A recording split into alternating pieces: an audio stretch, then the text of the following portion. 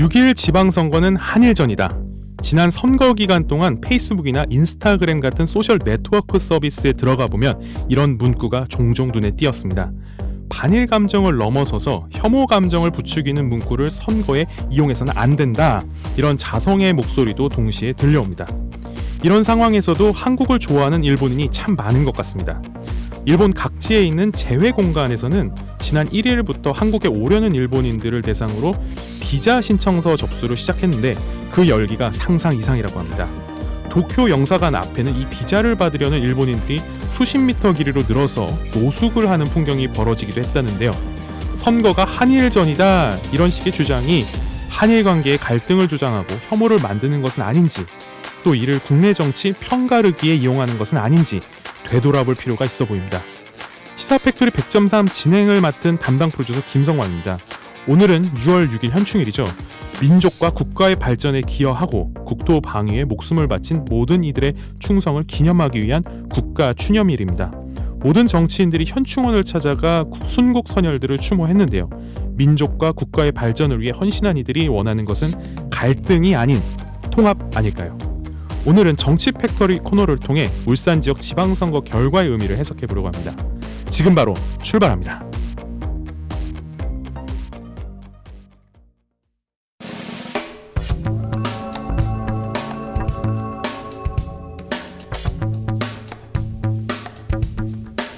정치적 책임을 묻는다.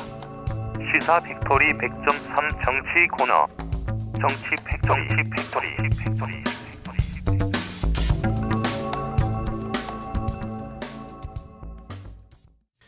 안녕하세요. 여기 스튜디오에 지금 최건 변호사님 그리고 이태인 정치 해설가 모셨는데요. 다들 잘 지내셨습니까? 네, 안녕하십니까? 네, 태인 씨는 바로 네, 잘 지냈습니다. 네, 하루 만에 봤죠. 네. 태인 씨는 지난 수요일 날 봤나요? 네, 그렇습니다. 수요일에 보고, 네, 6월 6일. 네, 최건 변호사님 정말 오랜만인데 어떻게 지내셨어요? 한 1년 넘은 것 같습니다. 마이크 너무 먼데 좀만 가까이 계세요. 예, 시청자 여러분께 인사드립니다. 청취자입니다. 청취자. 예, 이제는 청취자 시청자도 헷갈릴 제가 만큼 유튜브를 하다 보니까 예, 청취자 여러분께 인사드리지 예. 1년이 넘은 것 같습니다. 꽤 그래서, 오래됐네요. 예. 네. 그 제가 그래서 PD님한테 좀 여건이 되면 불러달라고 말씀을 드렸는데 아유. 제 효용 가치가 없어서 안 부르는 아니. 거 아닌가 이렇게 자숙을 하고 있었습니다. 아유, 무슨 예. 말씀을요. 아니, 저희 모시고 싶은데 예. 바쁘신 것 같아서 저희는 늘 모시고 싶죠. 앞으로도 종종 불러주시면 아유, 제가 그럼요. 또 뭐 예. 네. 태인 씨께 좀 물어볼 게 있습니다. 네네네. 지난 6월 1일 지방선거 결과를 보면은 국민의힘 압승입니다. 네, 그렇죠. 특히 이제 울산은 한 군데 기초단체장과 교육감을 제외하면 그렇죠. 거의 그냥 국민의힘이 휩쓸었다라고 볼 수 있는데 네. 좀 선거 결과 좀 갈무리 해주시죠. 일단 시장 선거 같은 경우에는 김두겸 후보가 이제 네. 당선이 되었고요. 예. 교육감 후보는 노호키 교육감이 당선되었고 네. 이제부터가 좀 참 안타까운 일들이 계속해서 벌어질 것 같습니다. 어떤 광역 경우요? 의원 같은 경우에는 네. 현재 총 22석입니다. 네. 그중에서 이제 지역구가 총 19석인데 19석 전부 국민의힘에서 네, 당선이 되었고 이제 더불어민주당 같은 경우에는 비례대표 한 석만 당선이 된 상황입니다. 22석 중에 19석이 국민의힘, 한 석이 민주당. 아니요. 22석 중에서 지역구가 총 19석입니다. 아, 예. 지역구가 총 19석 중에서 지역구 전부 다 국민의힘. 그리고 비례대표는 총 3석 중에서 더불어민주당 1석 그리고 국민의힘 2석을 가져가면서 네. 총 의석수는 국민의힘 21석 그리고 네. 더불어민주당 1석이 되었고요. 예, 좀 안타까운 상황이라 하면은 집행부와 입법부 사이 견제 기능이 작동하지 않을 수 있다. 요 얘기하시는 거죠? 네, 맞습니다. 뭐 2018년도 때도 비슷한 결과였기 때문에 네. 일단 넘어가도록 하고요. 네. 기초단체장 같은 경우에는 말씀해 주셨다시피 동구를 제외한 전 지역 남구, 중구, 북구, 울주군 전체에서 국민의힘 후보가 당선이 되었습니다. 아, 아무래도 이제 현역 프리미엄이 작용할 수 있는 충분한 요건이 있었지만 그렇다 하더라도 행정 지지율이 높았던 울주군에서도 높은 큰 격차로 네. 이제 패배하였기 때문에 이 중앙에서 불어온 큰 바람은 어쩔 수 없었다라는 내부 평가가 있는 걸로 알고 있고요. 네, 국민의힘 이순걸 당선인이 나왔죠. 네. 예. 그리고 기초의원 같은 경우에도 이제 갑론을박이 상당히 많은 얘기가 나오고 있습니다. 더불어민주당에서는 네. 현재 남구 같은 경우에는 전부 다 2인 선거구입니다. 네. 2인 선거구에서 더불어민주당이 현재의 이 상황 판단이 되지 않고 2인씩 공천을 한 바람에 현재 지역구 2개에서 국민의힘 후보가 2명 다 당선이 된 상황이 벌어지면서 이제 다수 의석을 남구에서 빼앗긴 상황이 되었습니다. 네. 이거 광역뿐만 아니라 기초에서도 의회 견제 기능이 좀 제대로 작동하지 않을 가능성이 높아 보이네요. 네, 지금 뭐 남구뿐만이 아니라 울주군 같은 경우에도 울산에서 4인 선거구로 바뀐 이제 울주군 제 가선구가 있습니다. 가선거구 네. 같은 경우에는 총 4인 중에서 3인이 국민의힘 네. 후보가 당선되었고 1가를 받은 한성환 의원만 당선이 됐습니다. 지난 6월 2일에 저희가 교육감 노옥희 당선인 인터뷰를 하면서 교육감께서 그런 이야기를 했습니다. 어쨌든 교육행정이라는 게 교육청에서만 할 수 있는 게 아니라 시 전체가 광역시 전체가 나서서 도와줘야 된다 얘기를 했는데 사실 그 노옥희 교육감의 그런 색채와 다르게 시장 당선인은 국민의힘 보수당이죠. 과연 통합적으로 교육행정을 읽어나갈 수 있을까요? 그렇다 하더라도 해 나가야 된다고 생각을 하고 있고요. 왜냐하면은 어쨌든 국민들의 울산 시민들의 이제 집단 지성이 매우 높아진 상황이기 때문에 일단은 노옥희 교육감이 당선되었다는 것 자체가 정당을 보지 않고 인물을 보았다는 것이기 때문에 많은 유권자들이 지켜보고 있습니다. 그렇다 한다면 이제 김두겸 당선인께서 이제 교육청과의 불협화음이 난다면 그것에 대해서 충분히 4년 뒤에 또 다른 결과를 낼 수 있지 않나라는 개인적인 평가를 할 수 있을 것 같습니다. 김두겸 당선인이 교육청과 불협화음을 내는 시민들에게 또 심판받을 수 있다. 뭐 그렇게 요약해 볼 수 있겠네요. 네. 그 요번에 이 결과로 드러난 상황 어떻게 해석해야 될까요, 최근 변호사님? 그 실제로 이번 지방자치단체 선거가 네. 그 말씀하신 대로 역대 두 번째로 낮은 투표율입니다. 그리고 네.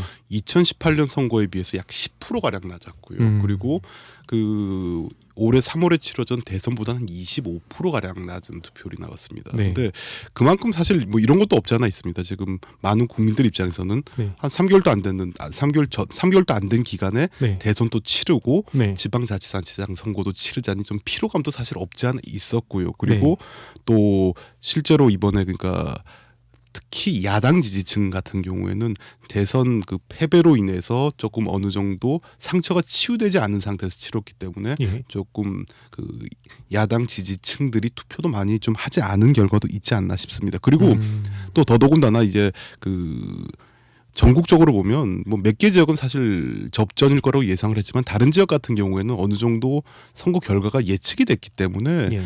그 뭐 그런 관계로 많은 국민들의 관심도가 좀 떨어지지 않았나 이렇게 생각하고 있습니다. 그렇군요. 예. 저희 이태인 정치해설가께서 보기에 이 낮은 투표율 울산 지역만 좀 한정해서 보면 어떤 이유가 있다고 보세요? 일단은 과거에 대선 때 이제 네. 더불어민주당 그리고 이재명 후보를 지지했던 지지자들이 네. 말씀하셨던 것처럼 피로감 그리고 이제 패배감 속에서 이제 내가 직접적으로 투표장에 나서기는 매우 힘든 상황이었을 거라 생각이 들고요.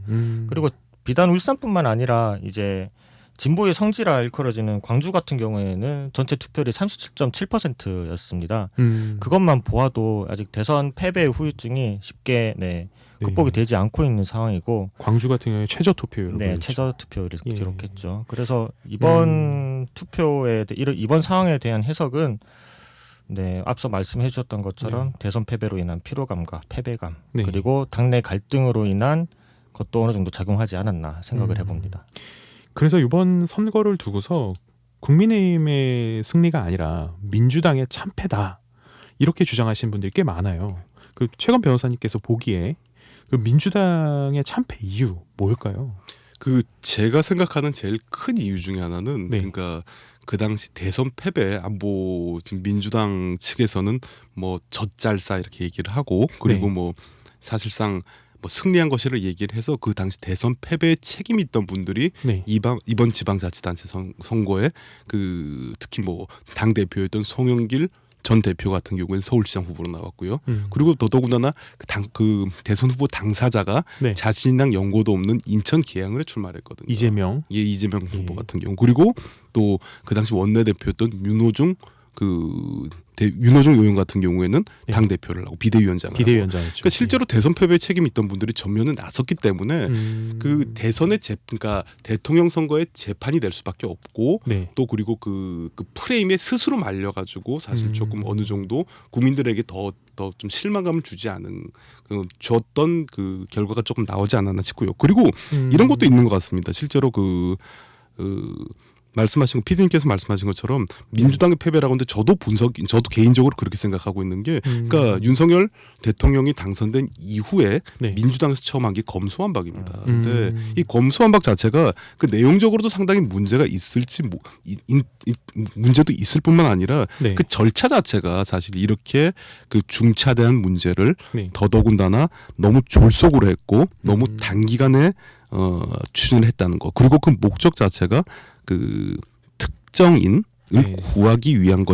구한 것이 아니냐는 의심을 받고 있는 상황에서 네. 그러니까 국민들의 지지를 얻어서 이렇게 추진하지 못했거든요. 네. 그런 영향도 이번 그 지방자치단 재상선거와 많은 좀 연관이 있지 않나 이렇게 생각하고 있습니다. 네. 실제로 검수완박 과정에서 민주당이 회기 쪼개기를 진행한다든지 아니면 예, 법사위 사보임 뭐 이런 예. 문제도 있고 그래서 한 의원이 위장탈당하기도 예, 했고 위장탈당하고 그리고 처음에는 네. 조금 뭐 양양자 위원 보고 무소속 양양자 위원 보고 하라니까 자기 소신을 맞지 않다고 거부를 하자 네. 자당 의원 한 분을 그렇죠. 위장탈당시키고 이런 과정 자체가 누가 네. 보더라도 조금 예. 그 스무스하지도 못하고요. 누가 보더라도 그러니까 뭐 위법은 아니라고 하더라도 뭐 탈법이라던가 뭐 그 그렇죠. 조금 이런 비판은 사실 피하기 어려울 것 같습니다. 그렇군요. 그리고 또 이제 공수처법, 선거법, 임대차법 뭐 법 얘기 진짜 많이 나왔거든요. 예. 이거 하나하나 좀 뜯어보면 어떻게 시민들은 해석을 하고 민주당이 참패한 결과로 그 귀결됐을까요? 인과관계가 좀 있을 것 같아요. 예, 맞습니다. 그래서 실제로 공수처법 네. PD님께서 아시다시피 공수처법이 통과될 때도 여러 진통이 있었습니다. 그 예. 진통에도 불구하고 공수처가 출범이 되었다면 네. 실제로 공수처가 그러니까 기대하고 있는 역할을 했어야 되는데 1년여 동안 공수처는 아무것도 한 것이 없습니다. 그리고 그 공수처가 지나치게 그러니까 그 당시에 공수처에서 윤석열 대통령을 4번을 입건했습니다. 근데 모두 다 사실 뭐 기소도 하지 못했고 네. 그리고 너무 정치적으로 하는 게 아니냐 이런 비판도 받았고 그리고 네. 실제로 기소한 사건도 1년여 동안에 전체 통도로 한 건밖에 없습니다. 네.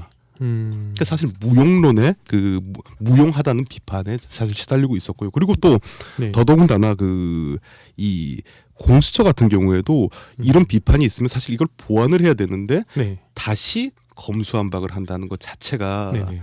너무 지나치게 그 네. 흔히 말해서 정략적으로 접근한 게 아니냐 네. 이런 비판을 받고도 있습니다. 그리고 선거법 같은 경우에도 사실 이 선거법은 선거의 룰이기 때문에 네. 많은 이해 집단들의 흔히 말해서 의사를 좀 그 의사를 들어서 그리고 또 국민들의 여론을 반영을 해서 진행해야 되는데 네. 그런데도 불구하고 사실 밀어붙였거든요. 총선 때. 예, 그렇습니다. 그래서 그 관련 그리고 더더군다나 뭐 기억하시면 총선 때도 위성정당도 출범시켰습니다. 예. 같이 따라했죠. 예. 민주당이 국민의힘을. 그죠. 뭐 예. 사실 뭐 그 먼저 시작한 건 국민의힘 측인데 네. 민주당에서도 따라했죠. 그렇기 네. 때문에 예. 사실상 이건 뭐 왜 했냐 이런 얘기도 나오고요. 그리고 임대차법 같은 경우에도 사실 이번 선거에서도 그러니까 저번 대통령 선거도 그렇지만 이번 선거에서도 사실상 부동산 문제에 대한 심판이 꽤 있었다고 봅니다. 네. 그리고 임대차법 자체도 저 개인적으로 생각하면 그 취지는 나쁘지 않았다고 보는데 그 흔히 말해서 부작용이나 여러 가지 이런 그 방안을 조금 고려하지 않은 채 너무 급작스럽게 밀어붙이다 보니까 여러 부작용이 나와서 오히려 안 하니만 못한 결과를 낳게 되거든요. 네. 그렇습니다. 그래서 이런 것도 있고 저 또 짧게 요 말씀만 드리면 네네. 그 이번 선거에서 제가 생각하는 가장 큰 패인 중에 하나 민주당 패인 중에 하나는 이재명 후보의 인천 계양을 출마입니다. 네. 아까 얘기해 주셨죠. 예. 그래서 실제로 민주당 내부에서도 박지원 전 국정원장은 뭐 자생 당사라고 그러니까 자기만 살고 당은 죽는다 이런 얘기도 했고 또 뭐 많은 네티즌들은 MBC 프로그램 나 혼자 산다를 빗대서 이재명 후보 나 혼자 살았다. 그런 비판까지 나왔어요. 예. 네.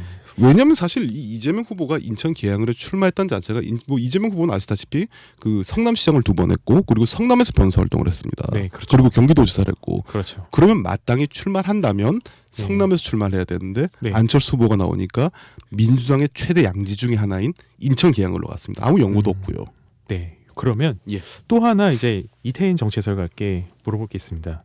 아무래도 20, 30대 여성들 그리고 남성들 사이에 아무래도 젠더 갈등이 심했는데 분명히 민주당 안에서도 충남지사, 서울시장, 부산시장 미투 건이 분명히 20, 30대 그 민심을 좀 갈라놨을 것 같아요.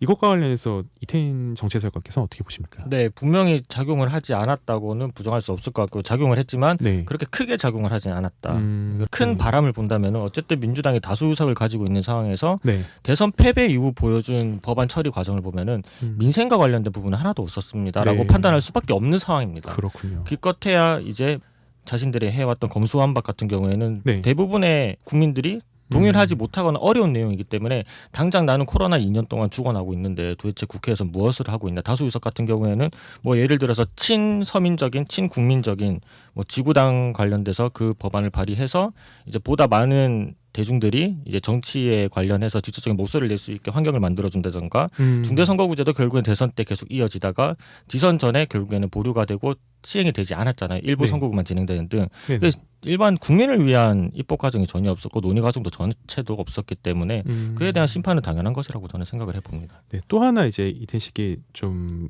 연결해서 질문을 하자면 이 울산 지역만으로 한정해서 이 더불어민주당 참패를 분석해 보면 어떤 이유가 있을까요? 일단 지난 4년간의 네. 이제 집행부를 이끌어온 단체장들과 네. 그리고 이 선거 전략을 직접 기획하고 설계한 울산시당의 책임이 없을 수 없다고는 말을 못할 것 같고요. 울산시당 책임이다. 네, 그리고 지금 어쨌든 보면은 전혀 이게 선거 전략상 그 공략을 할 때 남구 같은 지역 같은 경우에는 제가 앞서 말씀드렸다시피 네. 현재 2인 이상을 공천하면 되지 않는 지역입니다. 그렇기 때문에 두 개의 지역구에서 두 명씩 국민의힘 후보가 가져갔듯이 전혀 이제 전략 없는 선거에 임했고 그 결과 이런 결과가 나오지 않았나 생각을 해본다. 기초단체장 또한 그렇고요. 현재 경선을 하면서 네. 흥행몰이를 함께 해야 되는데 네. 경선 같은 경우는 동구에서 황보상준 후보가 재심을 신청해서 겨우 경선이 이뤄졌잖아요. 그 외 지역에는 경선이 1차 없었고요. 네. 그렇다 보니까 흥행몰이도 실패했고 이제 당내 지지자들 함께 결집할 수 있는 그런 방안이 하나도 없었다고 네. 판단될 것 같습니다. 실제로 국민의힘 같은 경우에는 시장 후보자로 경선에 5명이 나왔었죠. 반면에 민주당 같은 경우에 2명. 총 2명이었죠. 근데 그것도 흥행몰이를 못했던 것 같아요. 네. 그런데 이런 책임 울산시당 위원장에게 있다고 볼 수 있을까요? 없다고 할 수는 없겠죠. 네. 이상원 위원장. 네, 충분히 책임을 지고 네. 어떤 메시지를 내야 되겠지만 지금 현재 내놓은 메시지를 분석해 보면은 조금 뒤로 물러나 있는 그런 스탠스를 취하고 있더라고요. 그래서 좀 더 적극적인 문제 해결을 위해서 네. 충분히 반성을 했으면 좋겠다라는 네. 말씀을 드립니다. 저는. 네, 그래서 울산시당뿐만 아니라 민주당 차원에서 이제 좀 회의가 있는 걸로 알고 있는데 앞으로 울산시당 추이가 어떻게 될 걸로 보입니까? 글쎄요. 이제 앞으로 전당대회가 있지 않습니까? 이제 예. 지역위원장과 시당위원장을 선출해야 될 선거가 남아 있는 상황 속에서 이번 지방선거 참패의 책임을 어느 정도 물지 않을까라는 생각을 조심스럽게 해보고요. 네. 그래서 이제는 울산시당도 이제 2018년도 때의 그 영광에 취하지 않고 정말 다시 험지로서의 그런 마음가짐으로 싸워 나가야 되지 않나 그런 생각을 한번 해봅니다. 또 이번에는 최건 변호사님께 한번 여쭤보겠습니다. 국민의힘 승리가 아닌 민주당 패배라는 분석을 지금 저희가 들어봤어요. 예, 근데 울산 지역에 한정해서 보면 또 국민의힘에도 문제가 없진 않았다. 예, 이런 맞습니다. 얘기가 계속 나옵니다. 예, 뭐 청년 정치인이 안 보인다 이런 예. 얘기는 뭐 계속 나왔었던 얘기고요. 또 어떤 부분이 정말 아쉬운 부분이었을까요? 예, 그 아까 그 이태인 박사님께서 말씀하신 것처럼 약간 네, 첨언 이태인 정치해설가입니다. 정치 해설가. 아, 네, 오랜만에 나오셔서. 약간 첨언을 하자면 저도 네. 그렇게 생각합니다. 무조건 이 민주당의 패배가 네. 민주당 울산 시당만의 문제는 아닙니다. 네. 분명한 문제도 아니고 그리고 아까 뭐 많은 분들이 아시다시피 국민의힘 시장 경선에는 많은 분들이 사실 도전을 했고요. 네. 도전 안 한 분들이 없습니다, 실제로. 그런데 민주당 같은 경우에는 2명밖에 하지 않았다는 게 그만큼 판세가 애당초 불리했었고요. 그리고 또 더더군다나 그 허니문 기간이라고 하죠. 보통 대선이 끝나지 얼마 있는 기간에 치루어지는 선거다 보니까 네. 조금 그 당초부터 국민의힘이 유리한 지형에서 치러진 선거기 때문에 좀 그런 영향도 있지만 이건 사실 국민의힘에도 바라고 싶은 것 중에 하나가 민주당은 마찬가지고 그 실제로 여러 가지로 좀 불리한 상황에서 치러진 선거라면 네. 그 밥의 그 나물이 아닌 좀 참신한 개혁 공천을 하고 그리고 미래를 위한 사실 공천을 하고 네. 그리고 미래를 위한 선거 전략을 폈어야 되는데 네. 그러지 못했다는 게 제가 좀 민주당을 바라보는 제 입장이 좀 아쉽고요. 반대로 국민의힘 입장 같은 경우에도 이번 선거 같은 경우는 누가 보더라도 좀 유리하게 치러질 건 어느 정도 예상이 됐고요. 네. 그런데 과연 그 기획 공천이 이루어졌나?